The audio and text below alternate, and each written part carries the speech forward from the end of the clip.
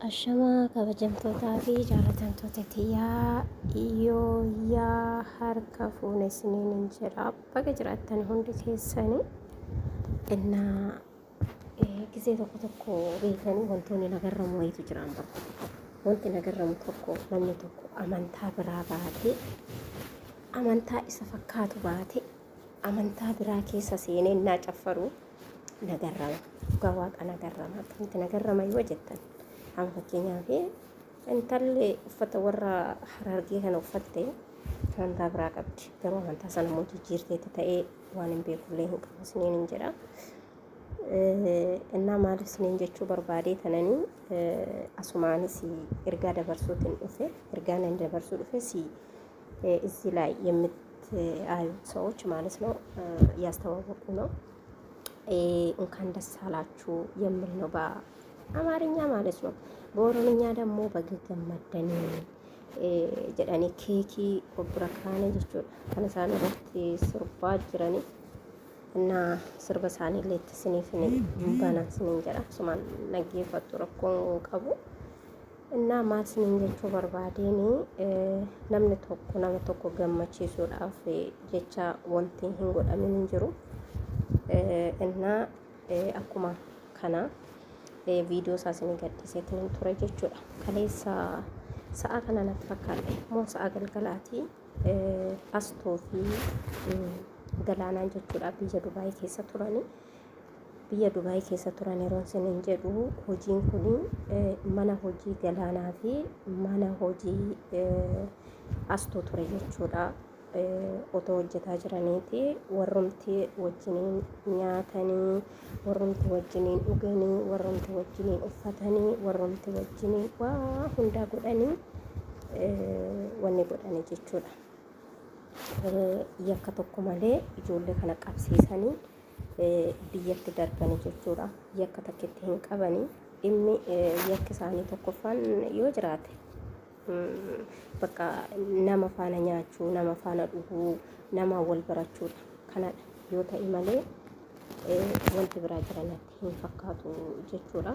Kanuma yakki isaaniiyyuu warruma isaan beekutu warruma isaa wajjin nyaatetu ijoollee kana diina itti ta'ee maaddii wajjin kutatanii nyaatantu diina itti ta'ee ijoollee kana qabsiisanii hojii isaaniirraa biyya galchanii innaa yeroo muraasaaf immoo hojiin isaanii kun cufamee ture.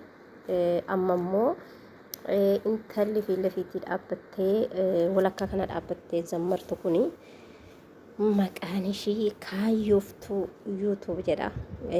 Wallaaltu natti hin fakkaatu jechuudha. Inna Kaayyoo yuutuub waggoota 3 dura jechuudha. Namoota baay'ee waliin dalagaa turre ishiinis akkasuma yuutuuba irratti dalagaa turte ammas garuu dalagaatuma jirti. Kanaaf fudhattanii fooloo godhuu dandeessuun isiniin jedha. Innaa kanaafuu maal isiniin jechuutiin barbaada. Asumaanis manni uffataa kun har'a keekiidhaanidha jechuudha. Kan inni saaqameetu jira. Dura hojiin akkuma isaan deemaniin hojiin kun cufamee ture jechuudha. Innaa cufamee waan tureefi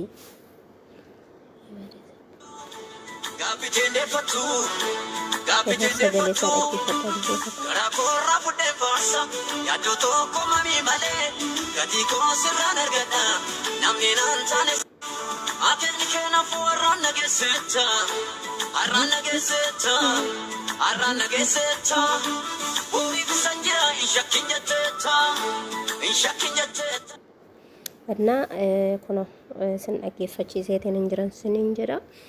Innaa kanaafuu maal isiniin jechuun barbaada uffatallee asumaan bitachuu dandeessu uffanni aadaa garaagaraa hin jira jechuudha. Innaa tiktookiin isaaniis immoo asumarra jira jechuudha. Innaa badhee yoo jettan badhee sooressa yoo jettan jechuudha sirchi gootanii dhaxxanii argattu. Innaa waan baay'eetu jira waan hedduutu jira siniin jedha. Dubaay kana keessatti immoo akkuma isiniin jedhee walitti miqqaniina waliin tuffatiina siniin jedha. Bakka dandeessanitti wal gargaara bakka dandeessanitti wal bira dhaabbadhaa siniin jedha. Innaa ijoollee kana sadeen galateeffatanii jiru Astuu fi Galaanaan jechuudha. Kanaafuu warroonni itti dadhabee akka suuqiin kun deebi'ee banamee hojii jammaru kan godhe warroota zammaraa jiru kanadha. Innaa kanaafuu waaqa isaanii galateeffataa jiranii. Inni amantaa biraa qabus inni amantaa hin qabnes hin beeku garuu waa'ee amantaa keessa seenuu hin barbaadu. Innaa kanaaf akkasidha isiniin jedha. Sheer laayik godhaa, bira dhaabbadhaa, jajjabeessaa. Warroonni yuutuuba irratti argitanii badhee sooressaa jettanii sarchi yoo gootan iddoo isin jirtanitti isiniif fiddi jechuudha. Dubaayii keessatti innaa dura immoo Galaanaa fi Astuu ture kan hojjetaa ture. Amma obboleettiitu hojjeta. Obboleettii Astuuti jechuudha. Innaa kanaafuu akkasumatti immoo hin beeku kaayyoo yuutuub kan jettu gargaarsa dhattee achi hojjetti waan ana adda baafadhe hin qabu. Yeroon immoo akka isheen achi hojjettu adda baafadhee sinitti nama jechuudha. Siniif hin fida viidiyoosaa. Kanaafuu achirraanis ishee dhattanii dubbisuu dandeessu. Tiktookiin ishees immoo waan ofii koo kan jedhudha. Ishees achirraan dubbisuu dandeessu siniin jedha. Gurbaan inni bukkee dhaabbatee zammaraa jiru kun immoo yeroo dhiyoodha jechuudha kan inni biyyaa dhufee waan dhiyoo biyyaa dhufee fi xiqqoo afaanis dhibuu danda'a. Ho'e biyya kanaas immoo nama miidhuu danda'a siniin jedha. Innaa kanaafuu galatooma ulfaadha siniin jedha. Kunoo masmurii isaanii daqiiqa tokkoof itti siniin bana dhaggeeffadha.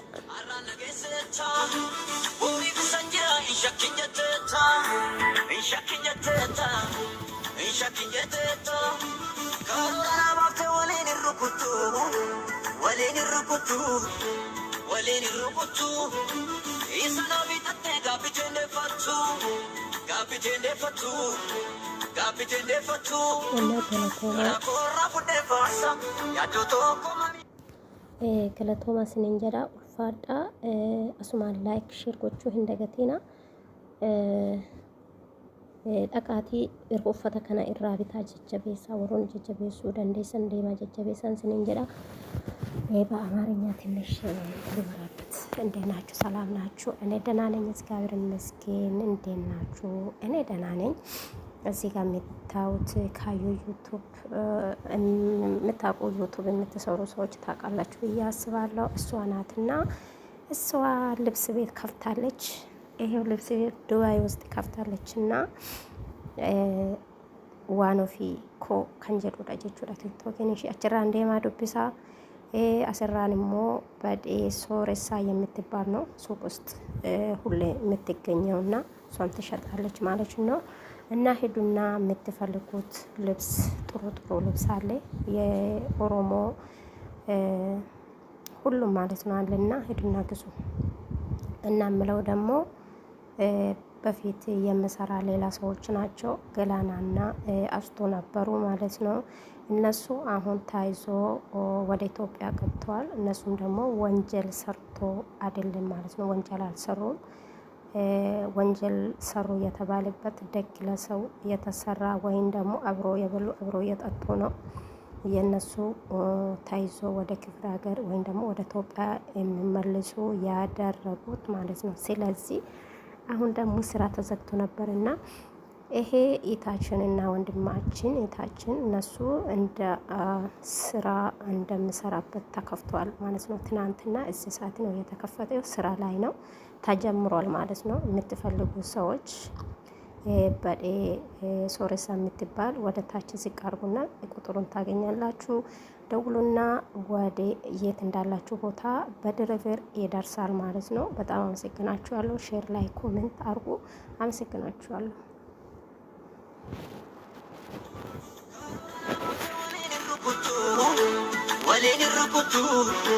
ወሌን ሩቁቱ